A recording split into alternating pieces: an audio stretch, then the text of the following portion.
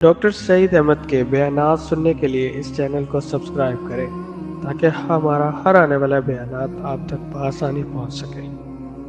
سامعین گرامی، آج حسب معمول تراویح کے اندر 1.25 پارے کی تلاوت کی گئی۔ الحمدللہ ثم الحمدللہ 7.5 پاروں کی تلاوت مکمل ہو چکی ہے۔ آج تراویح میں ہم نے سورۃ الانعام جو کہ سورہ نمبر 6 ہے وہ مکمل تلاوت ہوئی، اور یہ تقریباً 1.25 پارے پر مشتمل سورہ ہے۔ یعنی یوں سمجھ لیجیے کہ 7ویں پارے کا 3 پاؤ سورۃ الانعام پر مشتمل ہے، اور 8ویں پارے کا مزید جو نصف ہے، آدھا ہے، وہ بھی سورۃ الانعام کے اوپر مشتمل ہے۔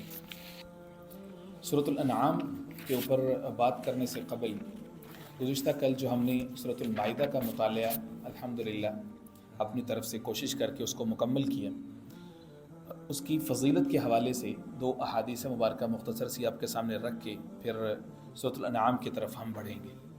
سورۃ المائدہ سورۃ نمبر 5 کتنی اہم سورہ ہے کہ فرمایا علموا رجالکم سورۃ المائدہ، کہ اپنے مردوں کو سورۃ المائدہ سکھاؤ، وعلموا نساءکم سورۃ النور، اور اپنی بیٹیوں بہنوں کو، اپنی عورتوں کو، مستورات کو سورۃ النور سکھاؤ۔ اور دوسری جگہ پہ فرمایا کہ المائدۃ من آخر القرآن تنزیلا، حضور پاک علیہ السلام نے فرمایا کہ ترتیب نزولی کے اعتبار سے جو سورۃ المائدہ ہے یہ قرآن مجید کی آخری سورہ ہے۔ فَأَحِلُّوا حَلَالَهَا، جو اس کے اندر حلال ہے اس کو حلال جانو، وَحَرِّمُوا حَرَامَهَا، اور جو اس کے اندر حرام ہے اس کو حرام جانو۔ تو چونکہ احکام کثرت کے ساتھ ہیں اور مدنی صورتوں کا جو ہے وہ اب مکمل ہو رہا ہے، یعنی پہلا جو سیٹ ہے، اب سورۃ الانعام مکی سورہ ہے، یعنی ترتیب کے اعتبار سے پہلی سورہ ہے جو کہ مکی آ رہی ہے، اس سے پہلے مدنی صورتیں ہی گزری ہیں۔ ہم اس کے مطالعے کا آغاز کر رہے ہیں۔ سورۃ المائدہ سورۃ الانعام جو ہے، اس کی خصوصیات اور اس کے جو فضائل ہیں وہ بڑی کثرت کے ساتھ وارد ہیں۔ سیدنا عبداللہ بن مسعود رضی اللہ تعالیٰ عنہ فرماتے ہیں کہ سورۃ المائدہ جو ہے وہ ایک ہی نشست میں ایک ہی وقت میں اتری ہے، اور اس کا جو نزول کا زمانہ ہے وہ مکی زمانے کا جو آخری حصہ ہے اس کے قریب قریب ہے، اور معاف کیجیے، یہ اس حال میں نازل ہوئی کہ 70,000 فرشتے اس کے جلوں میں تسبیح پڑھتے ہوئے آ رہے تھے۔ اور اس کی خصوصیت یہ بھی ہے کہ سورۃ الفاتحہ کے بعد یہ پہلی سورہ ہے جو کہ الحمدللہ، یعنی اللہ جل شانہ و عم نوالہ کی حمد و ثنا کے الفاظ سے شروع ہو رہی ہے۔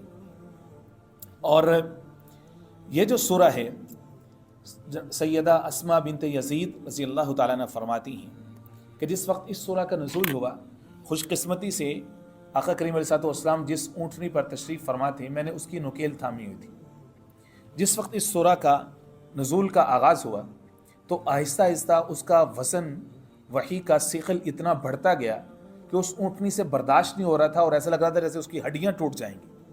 اللہ اکبر! حضور پاک علیہ السلام نے اللہ نے جو چیز دی ہے وہ مضبوط ترین دی ہے اور سب سے اعلیٰ دی ہے، اور حضور پاک علیہ السلام کی طرف اس جانور کی نسبت ہو جائے تو وہ بھی سب جانوروں میں ممتاز ہو جائے، اور اللہ نے اس کو کتنی طاقت دی کہ وہ بار نبوت بھی برداشت کرے اور پھر جو وحی رسالت ہے اس کو بھی برداشت کرے۔ تو حضور پاک علیہ السلام پر جس رات یہ سورہ نازل ہوئی اسی رات ہی حضور پاک علیہ السلام نے اس کو قلم بند فرما دیا۔ اس سورہ کے جو مضامین ہیں وہ بڑی کثرت کے ساتھ ہیں، میں کچھ ترتیب کے ساتھ آپ کے سامنے رکھ دیتا ہوں، زیادہ تفصیل کے ساتھ عرض کرنا آج مقصود نہیں ہے۔ نمبر 1 تو یہ ہے کہ عقیدہ توحید کا اثبات اور اللہ جل شانہ و عم نوالہ کا تعارف اور حمد و ثنا پر یہ سورہ اکثر و بیشتر مشتمل ہے، اور اسی کے برعکس جو ہے وہ شرک کا رد بھی اسی سورہ کے اندر موجود ہے۔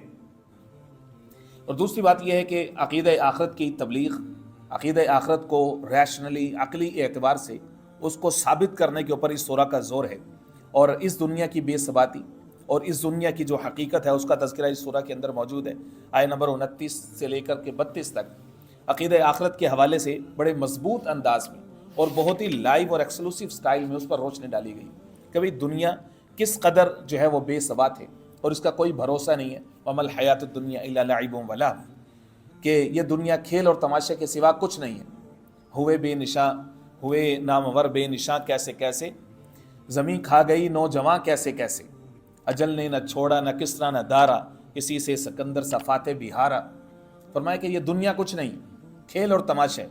इस दुनिया में एक मकसद के लिए तुम्हें भेजा गया है, उस पर फोकस्ड रहो, उस मकसद से पीछे ना हटो, वरना ये दुनिया तुम्हारे हिस्से में कुछ नहीं छोड़ेगी, ना ही दुनिया मिलेगी ना ही आखिरत मिलेगी, कुछ भी नहीं आएगा। तीसरे नंबर पर इस सूरह के अंदर जो है वो ज़माने जाहिलियत के जो लोग थे, यानी मुशरिकीन अरब वगैरह, उनके मुख्तलिफ तवहुमात थे, उनकी तरदीद की गई है।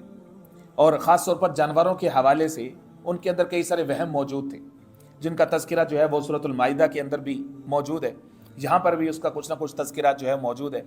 आगे चल कर के आया नंबर 141, 42, 43 की ज़ैल में उसकी मज़ीद तफसील आएगी कि किस तरह से जानवरों के अंदर के बारे में वो तवहुमात का शिकार थे कि भाई ये ऊँटनी है, इसने मुसलसल मादा बच्चे जन्म दिए हैं, लिहाजा अब इसके ऊपर कोई बार नहीं लादना। ये नर ऊँट है, इसने इतनी ख़ास तादाद में जो ऊँटनियाँ उनके साथ जुफ्ती कर ली है, लिहाजा अब इसको बुतों के नाम पर छोड़ देना है। ये ऊँटनी है, यही ऊँट ऐसा है कि इसका जो गोश्त है वो सिर्फ औरतें खाएंगी, मर्द नहीं खाएंगे, या मर्द खाएंगे औरतें नहीं खाएंगी। इस तरह से खुद बनाए हुए तसव्वुरात जो हैं वो उनके अंदर बहुत ज़्यादा थे। और कुरान मजीद ने यहाँ पर आकर के उनके कई सारे उन जाहिलाना तसव्वुरात की तरदीद फरमाई है, जिसके ऊपर आगे चल कर के हम थोड़ी सी बात करेंगे इंशाअल्लाह। चौथा ये कि इस्लामी मुआशरे के लिए जो तामीरी उसूल चाहिए, यानी अक़ीदे की मजबूती, उसके बाद इबादत का शगफ़ और इसी तरह से अखलाकियात की बुलंदी, ये इस सूरह के मज़ामीन के अंदर वो भी शामिल है। पाँचवें नंबर पर यह है कि एक तवील सफ़र हुज़ूर पाक अलैहिस्सलाम ने फरमाया दावत व तबलीग का, यानी मक्की जो हयात तय्यबा है, पहली वही के नुज़ूल के बाद 10 से 12 साल मुसलसल तकालीफ, जोहद, मुशक्क़तें, जो मानने वाले थे मुट्ठी भर थे, चंद एक थे, और वो उनकी जो सोशल रिकग्निशन थी वो भी इतनी स्ट्रॉन्ग नहीं थी। और इन सख्त तरीन हालात के अंदर आक़ा करीम अलैहिस्सलाम को अल्लाह रब्बुल इज़्ज़त ने जो लेवल अता फरमाया था इस्तिक़ामत का, और हुज़ूर पाक अलैहिस्सलाम के इर्द गिर्द जो जानिसार थे, उनका जो जज्बा था, उनका जो इस्तिक़ामत थी, वो बेमिसाल है। यानी यूँ कह लीजिए कि अल्लाह रब्बुल इज़्ज़त ने अपने किसी भी पैगम्बर और किसी भी नबी को ऐसे शानदार जमात नहीं दी, ऐसे मजबूत लोग अता नहीं फरमाए। हम पढ़ आए हैं सूरह माइदा की ज़ैल के अंदर कि कहाँ वो मूसा अलैहिस्सलाम जैसा जलील क़द्र पैगम्बर कि उनकी कौम उनको कह रही है फ़ज़हब अन्ता व रब्बुका फ़क़ातिला इन्ना हाहुना क़ाइदून, मूसा तू जा और तेरा रब जा, जा कर के लड़ो, जब तुम फ़तह कर लोगे ना तो हम उस शहर में आ जाएंगे। बल्ले सदके, क्या स्टाइल है तुम्हारा नबी को मानने का। तो इधर आक़ा करीम अलैहिस्सलाम के जानिसार हैं, वफ़ादार हैं, हुज़ूर पाक अलैहिस्सलाम इधर नज़र उठाते हैं जहाँ पे आक़ा करीम अलैहिस्सलाम का पसीना गिरता है, पसीना अनवर, वहाँ पे वो अपना खून बहाने के लिए तैयार होते हैं। क्या माल, क्या औलाद, क्या कारोबार, क्या बिजनेस, क्या खेतियाँ, पके हुए फसलें, पके हुए फल, पूरे साल का रिस्क उनका एक स्टेक पे है। उधर से ग़ज़वा तबूक की आवाज़ है, वो सारे आगे हैं, हाथ खाली हैं, ज़र नहीं है, सवारियाँ नहीं हैं, और सारा का सारा दौरमदार उन फसलों के ऊपर है जो अभी पकने वाली, जो अभी कटने वाली हैं। उधर से जिहाद की आवाज़ आई और वो सारे के सारे हुज़ूर पाक अलैहिस्सलाम के सामने आकर के लाइन में खड़े हुए, या रसूलल्लाह, माल नहीं है जो आप पर निछावर करें, कुछ हमारे पास ज़र नहीं है कि आपके कदमों में ला करके रखें। अक्सर व बेशतर साहब फ़क्र की हालत में थे, तो लेकिन जान है या रसूलल्लाह, अपना सारा कुछ है या रसूलल्लाह, आपकी खातिर हाजिर है, जो फरमाएंगे, जिधर कहेंगे, क्या पहाड़, क्या जंगल, क्या दरिया, क्या समंदर, कौन सी दुनिया की ताकत है जिससे सहाबा इकराम नहीं टकराए। तो ये जो एक लंबा सफ़र हुज़ूर पाक अलैहिस्सलाम ने तय फरमाया, तो अब उसके अंदर अल्लाह रब्बुल इज़्ज़त का एक अजीब अंदाज़ है कुरान मजीद में, वो है तसल्ली और तशफ़ी देने का अंदाज़। आपको इस वक्त दुनिया के अंदर ना बड़े बड़े मोटिवेशनल स्पीकर मिलेंगे, वो मुख्तलिफ आपको अंग्रेज़ों की कहानियाँ सुना के, फ़लाँ फ़लाँ की कहानियाँ सुना के उनसे हमारे नौजवानों को मोटिवेट करेंगे। मार्केट में कई सारे नाम हैं, इस वक्त नाम लेना मकसूद नहीं है। वो मुख्तलिफ अंदाज में ना मोटिवेट करेंगे, वो वक्ती उबाल होते हैं, 2-3 हफ्तों के लिए एक नौजवान जो है वो तन के खड़ा हो जाता है और उसके बाद फिर हवा निकल जाती है, उसकी वजह है कि आपने बुनियादें ठीक नहीं बांधी। जो कुरान मजीद का जो अंदाज है मोटिवेट करने का, जो नबवी मनहज है मोटिवेट करने का, उससे ये लोग खाली जदीद तालीम याफ्ता हैं, قرآن سننا کی تعلیم سے خالی ہیں، سیرت نبی صلی اللہ علیہ وسلم کی تعلیم سے خالی ہیں، تو نتیجہ یہ ہوتا ہے کہ وہ موٹیویشن 2-3 ہفتے کے بعد، بس 2-3 مہینوں کے بعد ہوا ہو جاتی ہے، ختم ہو جاتی۔ اب قرآن مجید کے اندر رب العزت نے اپنے محبوب نبی کریم صلی اللہ علیہ وسلم کو مختلف انداز میں خود سے موٹیویٹ فرمایا، جس کی سب سے بڑی مثال سورۃ الضحیٰ ہے، الم یجد کا یتیما فآویٰ، سب سے بڑی مثال سورہ الم نشرہ ووضعنا عنک وزرک، سب سے بڑی مثال جو ہے وہ سورہ کہف دیکھیے، اس کے اندر موجود ہے، بالکل ابتدائی والی آیات۔ کل ہم سورۃ الاعراف کا مطالعہ کریں گے تو اس کے شروع میں موجود ہے، اور یہاں پر سورۃ الانعام کے اندر موجود ہے۔ حضور پاک علیہ الصلوۃ والسلام کو اللہ نے فرمایا وَلَوْ شَاءَ اللَّهُ لَجَمَعَهُمْ عَلَى الْهُدَىٰ فَلَا تَكُونَنَّ مِنَ الْجَاهِلِينَ، محبوب پریشان ہونے کی کوئی ضرورت نہیں، اللہ چاہتا تو سب انسانوں کو ہدایت عطا فرما دیتا، سب کو ہدایت کے اوپر کھڑا کر دیتا، لیکن یہ اللہ کی حکمت یہ ٹھہری کہ اس کے لیے رب العزت نے افراد کو تیار کرنا ہے، جماعت کو تیار کرنا ہے، ان سے کام لینا، تو اس لیے آپ کو پریشان ہونے کی ضرورت نہیں۔ چھٹے نمبر پر جو اس سورہ کے اندر مضمون ہے وہ منکرین، مخالفین کو نصیحت کی گئی ہے، تنبیہ کی گئی ہے، ان کو سمجھایا گیا ہے۔ اور اس سے اگلا جو رکوع نمبر 9 اور 10 ہے، اس کی خصوصیت یہ ہے کہ اس کے اندر انبیاء کرام علیہ السلام کا کثرت کے ساتھ ذکر موجود ہے، نام موجود ہے، اور یہ سورۃ الانبیاء اور سورۃ الانعام کے درمیان باہمی نسبت یہ بھی ہے کہ دونوں جگہ پہ انبیاء کے نام لڑی کی طرح پروئے ہوئے ہیں۔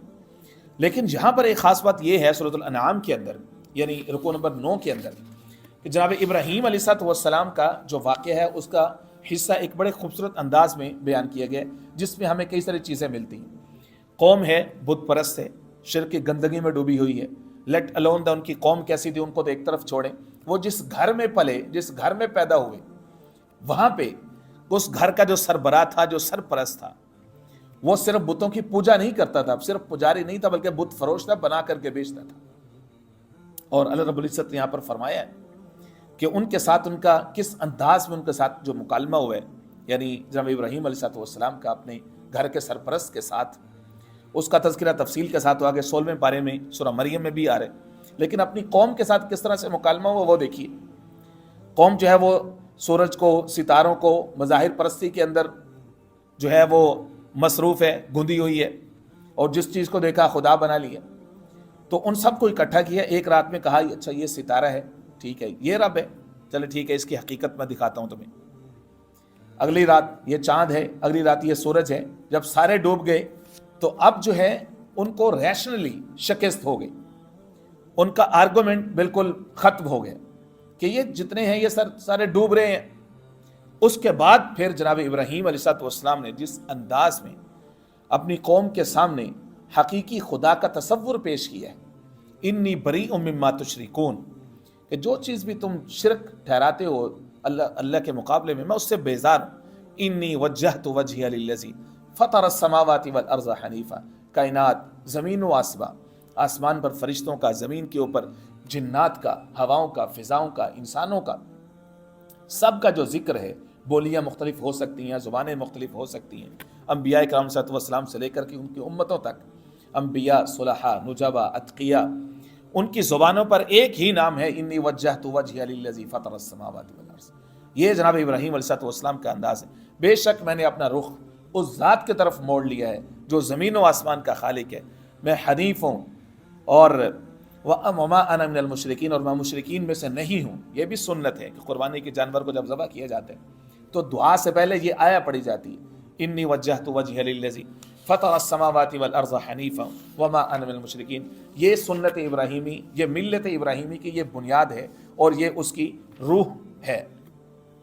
اس کے بعد آگے چل کر کے رکوع نمبر 13 کے اندر اور 12 کے اندر اللہ جل شانہ عما نوالہ کا ایک شاندار انداز میں تعارف ہے کہ اللہ کی ذات کتنی بڑی ذات ہے، اور رب العزت نے اس کائنات کو کس انداز میں اس کو پیدا کیا ہے، اور ہر چیز کو کس انداز میں خلق کیا ہے، اور فرمایا کہ یہ ساری نشانیاں ہیں عقل بندوں کے لیے، یفقہون، یعلمون، جو لوگ جاننا چاہتے ہیں، جو لوگ سمجھنا چاہتے ہیں، ان کے لیے نشانیاں ہیں۔ جہاں میں ہیں قدرت کی ہر سو نشانیاں، مطلب ہمیں اندھا کر دیا گیا ہے، یہ جو بظاہر ہمارے سامنے ایک مٹیریلسٹک لائف کو ایک بیوٹیفائی کر کے ہمارے سامنے جو ہے وہ رکھ دیا گیا ہے، اور اسی کے ذیل کے اندر جو نصارہ اور یہود اور مشرکین، ان سب کا جو عقیدہ بد تھا کہ اللہ کے لیے اولاد ہے، مشرکین جو ہیں وہ فرشتوں کو اللہ کی بیٹیاں کہتے تھے،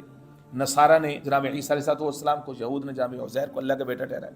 اللہ نے فرمایا انا یکون لہ ولد ولم تکن لہ صاحبہ، کہاں سے آئی اس کے لیے اولاد؟ ولم تکن لہ صاحبہ، اس کی کوئی صاحبہ نہیں ہے، وہ تو ذات لم یلد ولم یولد ہے، ولم یکن لہ کفوا احد ہے، وہ ذات تو ایسی ذات ہے، اس کی طرف ان چیزوں کی نسبت کیوں کر سکتے ہو؟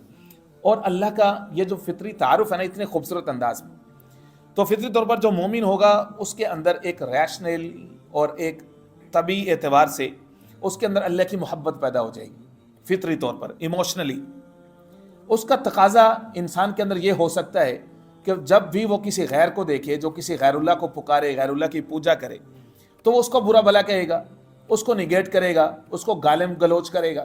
اللہ نے اس اپروچ سے منع کر دی، جہاں پہ ایک گلوبل پرنسپل دی ہے کہ اللہ سے محبت ہے، اس کی حمد و ثنا بیان کرو، اس کے گیت گاؤ، اس کی دعوت دو، اس کی طرف لوگوں کو بلاؤ، لیکن جو مخالفین ہیں وہ جس کو وہ مانے اس کو گالی نہ دو۔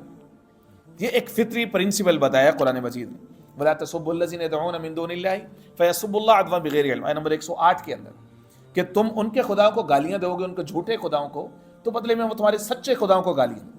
اس لیے اگر تم نے ان سے بات کرنی ہے تو پوری حکمت کے ساتھ بات کرنی، اور اصل میں دعوت وہی ہوتی ہے جو حکمت کے ساتھ ہو، اصل میں تبلیغ وہی ہوتی ہے جو بصیرت کے ساتھ ہوتی ہے، جس کا رب العزت نے قرآن مجید میں اپنے محبوب نبی کریم علیہ السلام کو حکم دیا، قل ھذی سبیلی ادعو الی اللہ علی بصیرۃ انا ومن اتبعنی، پھر فرمایا ادعو الی سبیل ربک بالحکمۃ والموعظہ۔ تو اس لیے جو دعوت کا کام ہے اس کو بڑی ہی حکمت کے ساتھ جو ہے وہ ادا کرنا ہوتا ہے۔ آیہ نمبر 141 ہے اور رکوع نمبر 17 ہے، اس کے اندر اللہ رب العزت نے عشر کا حکم دیا ہے، یعنی جو زکوٰۃ ہوتی ہے اس کے دو حصے ہوتے ہیں۔ عشر کہتے ہیں جو زمین میں سے جو زکوٰۃ دی جاتی ہے اس کو کہتے ہیں عشر، یعنی 1/10، 10واں حصہ۔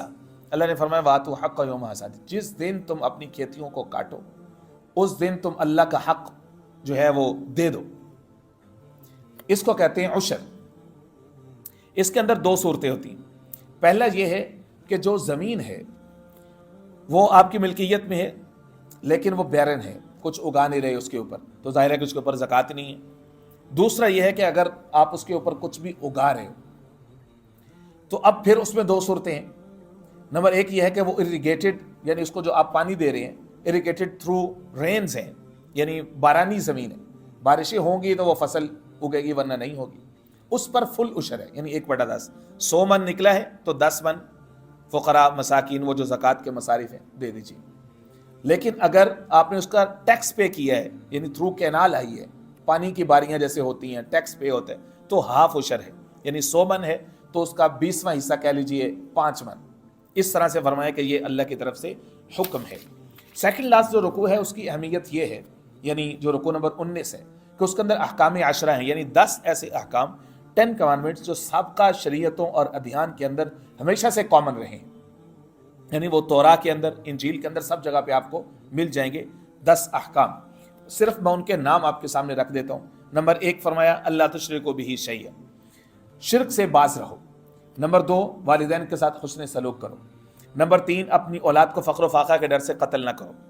نمبر 4 جو بھی انڈیسنٹ اور ایول ایکٹس ہیں، گناہ کے کام ہیں، فحاشی ہے، ان کاموں سے بچو۔ اور نمبر 5 فرمایا کہ معصوم جان کو قتل نہ کرو۔ نمبر 6 فرمایا کہ یتیم کے مال کے قریب نہ جاؤ۔ اور نمبر 7 فرمایا کہ جب تم ماپ تول کرتے ہو، کوئی چیز وزن کر کے دیتے ہو یا پیمائش کر کے دیتے ہو، تو انصاف کا معاملہ کرو، ظلم و زیادتی نہ کرو۔ اور نمبر 8 فرمایا کہ جب بھی تم بات کرو تو انصاف کی بات کرو۔ نمبر 9 فرمایا کہ جو عہد ہے اس کو پورا کرو، عہد کی خلاف ورزی نہ کرو۔ اور نمبر 10 یہ ہے کہ جو صراط مستقیم ہے، اللہ اور اس کے رسول کا راستہ ہے، اس کے اوپر چلتے رہو، راستوں سے مت، یعنی مختلف راستے مت بناؤ، مختلف فرقوں میں مت بڑھ جاؤ، صراط مستقیم پر چلتے رہو۔ یہ 10 احکام بیان کیے گئے ہیں رکوع نمبر 19 کے اندر۔ اور جو 20واں رکوع ہے، یعنی جہاں پر اب یہ سورہ مکمل ہو رہی ہے، آیہ نمبر 162 اور 63، یہ اپنے مضمون کے اعتبار سے نہایت شاندار ہے۔ یعنی یہ سمجھ لیجیے کہ یہ ملت ابراہیمی، شریعت ابراہیمی اور شریعت محمدی علیہ السلام کا خلاصہ اور اس کی روح ہے۔ یہ آیات ہر ایک کے سینے کے اندر موجود ہونی چاہیے، ہر مومن کے سینے میں۔ कुल इन्न सलाती व नुसुकी व महयाय व ममाती लिल्लाहि रब्बिल आलमीन ला शरीक लह व बिज़ालिका उमिरतु व अना अव्वलुल मुस्लिमीन। फरमाया कि आप ये कह दीजिए, बेशक मेरी नमाज, मेरी कुर्बानी, मेरा जीना, मेरा मरना सब कुछ अल्लाह के लिए है।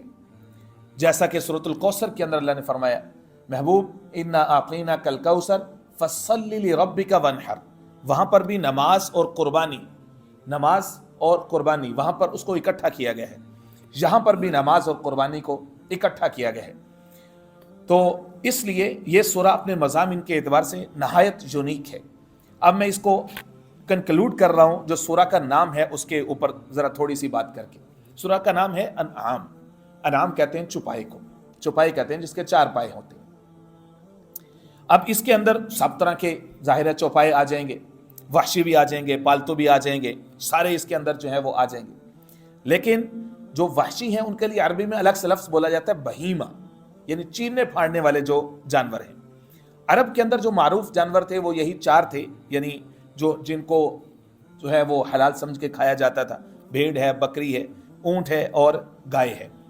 तो उनको इस सूरा के अंदर हलाल जानवरों की एक फहरिस्त दी गई है, इसलिए इस सूरा का नाम जो है वो अनआम रखा गया है। अदरवाइज मकसूद जो है वो जानवरों की फिजिकलिटी, उसकी साइंस, वो क्या खुराक खाते हैं, इसको डिस्कस करना यहाँ पर मकसूद नहीं है, क्योंकि कुरान मजीद जो है वो स्पेसिफिक किसी एक टॉपिक की जो है वो बुक नहीं है, ये उसूलों की बात करती है। तो कुरान मजीद में ओवरऑल जो है तकरीबन 200 आयत ऐसी हैं जो खास जानवरों के मुतालिक हैं ओवरऑल, यानी मुख्तलिफ जगह पे बिखरी, और 36 जानवरों का बाकायदा नाम लेकर के तज़किरा मौजूद है, जिसमें मक्खी और मच्छर शामिल हैं, बड़े बड़े दरिंदे शामिल हैं। अल्लाह की तो सारी मखलूक है, अल्लाह ताला तो शर्म महसूस नहीं करता कि मक्खी या मच्छर की मिसाल दे देगा। उसमें इंसानों के लिए कोई ना कोई इबरत और नसीहत का सामान होता है। मक्खी के जरिए से अल्लाह अकीदत तौहीद सिखा रहे। मक्खी के जरिए से सूरतुल हज को पढ़िए, 17 पारा खत्म हो रहा है, या अय्युहन्नास इन्नमा ज़ुरिबा मसलन फस्तमिऊ लह, ऐ अक्लमंदो तुम्हारे लिए एक मिसाल बयान कर रहे हैं, फस्तमिऊ लह, कान लगा के सुनो, फस्तमिऊ लह, इन्नल्लज़ीना तदऊन मिन दूनिल्लाहि लन यख्लुकू ज़ुबाबा, कि जिनको तुम अल्लाह को छोड़ करके पुकारते हो उनकी इतनी हैसियत और औकात नहीं है कि एक मक्खी को काबू कर सके, उसको ही पैदा कर सके। ज़अफ़त तालिब वल मतलूब, फरमाया कि सुनो, अगर मक्खी तुम्हारे खाने से उड़ के चली जाए, यानी कितना खुराक ले लेगी, कितनी खुराक ले लेगी, शायद तुम उसकी पैमाइश भी नहीं कर सकते।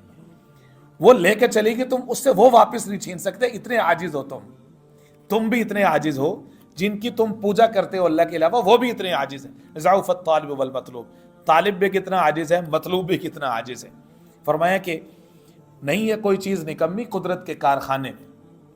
तो इसलिए हमें हर एक चीज़ की कदर करनी है, और कुरान मजीद को और फुरकान हमीद को हमने सही माने में, सही अंदाज में जो है वो इसको समझने की कोशिश करनी है। मेरी ज़िंदगी का मकसद तेरे दीन की सरफराजी, मैं इसलिए मुजाहिद, मैं इसलिए नमाजी। अल्लाह रब्बुल इज़्ज़त हमें नसीब फरमाए।